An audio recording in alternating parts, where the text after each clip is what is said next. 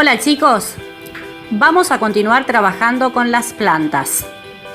Como vimos en el video anterior, las plantas son seres vivos y por lo tanto realizan las siguientes funciones vitales: la nutrición, la relación y la reproducción.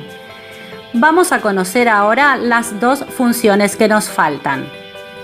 Las plantas se relacionan con otros seres vivos y responden a los cambios ambientales.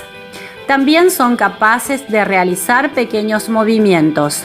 Por ejemplo, su tallo y hojas se orientan hacia la luz.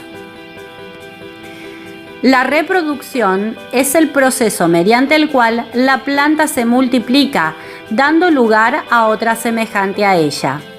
Existen dos tipos de reproducción en las plantas: la reproducción sexual, que se da en las plantas con flor y son productoras de semillas. En ella intervienen dos órganos sexuales, el masculino y el femenino. Por un lado, tenemos las angiospermas, que son aquellas plantas que poseen flor y fruto donde se producen las semillas. Y por otro, tenemos las gimnospermas, que son aquellas que poseen flor sin fruto. Aquí las semillas se producen en una especie de flor o piña. La segunda forma de reproducción es la asexual. En este tipo de reproducción no intervienen los órganos sexuales masculino y femenino, sino que a partir de una parte de la misma planta, que puede ser el tallo, se dará origen a una nueva planta idéntica a la progenitora. Veamos ahora las partes de la flor y luego veremos de qué manera interviene cada una de estas partes en la reproducción. El pétalo, la corola, el sépalo, el cáliz, el gineceo, los estambres, el polen. Las plantas con flor y fruto se denominan angiospermas y se reproducen mediante la polinización, que es el proceso mediante el cual el polen que se produce en los estambres llega al gineceo por acción del viento y o los insectos. Cuando el polen llega al gineceo, la flor se transforma en fruto. Cuando este está maduro, se abre y las semillas caen al suelo. Entonces, crecerá una nueva planta si las condiciones de agua y suelo son adecuadas. Veamos ahora en forma más detallada.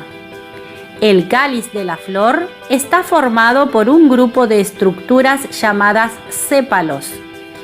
Tienen forma de copa y sirve para sostener y proteger el resto de la flor.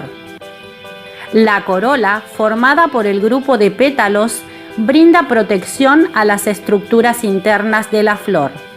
Sus colores y aromas atraen a insectos como las abejas, a las aves e incluso a los murciélagos. Los estambres tienen dos estructuras importantes: la antera y el filamento. Las anteras contienen el polen que vemos como polvo. Cada grano de polen contiene células, una de las cuales forma el tubo polínico para la reproducción de la planta. El filamento sostiene a la antera en alto para facilitar la dispersión del polen.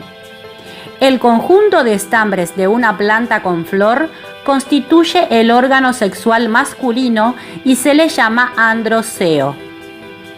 El pistilo o gineceo es el órgano sexual femenino de una planta con flor.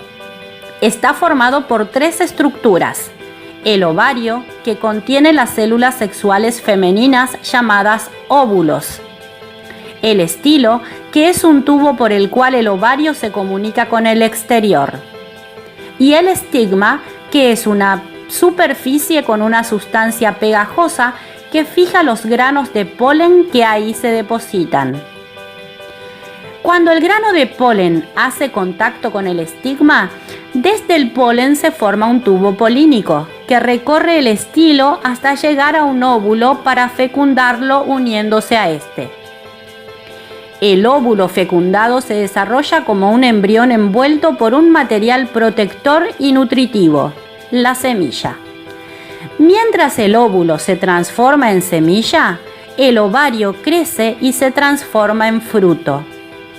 Algunas semillas se reproducen sexualmente, es decir, lo hacen por la unión de una célula masculina con otra femenina. La fecundación ocurre en la flor. Las plantas con flor y sin fruto se denominan gimnospermas.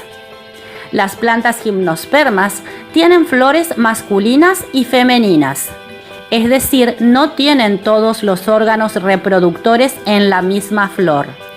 En este caso, el polen se forma en las flores masculinas y llegan a las femeninas por acción del viento.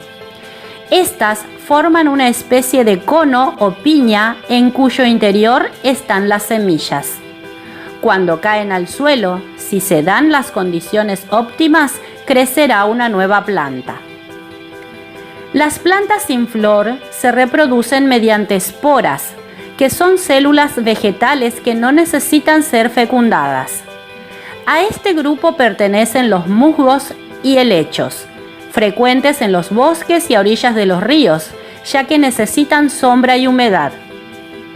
No todas las plantas se reproducen mediante semillas.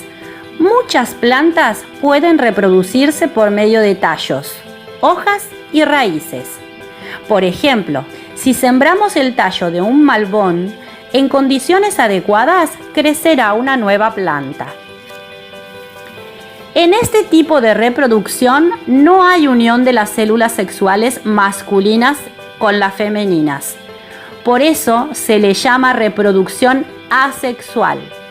De este modo, un organismo origina a otro a partir de una pequeña parte de sí mismo. Es decir, en la reproducción asexual no intervienen las flores y las nuevas plantas no nacen de semillas. Existen diferentes tipos de reproducción asexual, además de la reproducción por esporas. Estolones, que son tallos que crecen sobre el suelo, producen raíces y tallos nuevos que pueden dar origen a una nueva planta, como la frutilla. Rizomas son tallos subterráneos que cada cierto espacio producen otros tallos que forman una nueva planta, por ejemplo, el lirio y el jengibre. Bulbos son tallos subterráneos que están envueltos por hojas carnosas, tienen yemas de las cuales pueden formarse nuevas plantas, por ejemplo, la cebolla y el ajo. Tubérculos son tallos subterráneos que tienen reservas alimenticias y yemas, de las que salen una nueva planta, por ejemplo, la papa. Muy bien, chicos, esto es todo sobre las plantas. En la plataforma les dejaré más actividades para seguir trabajando.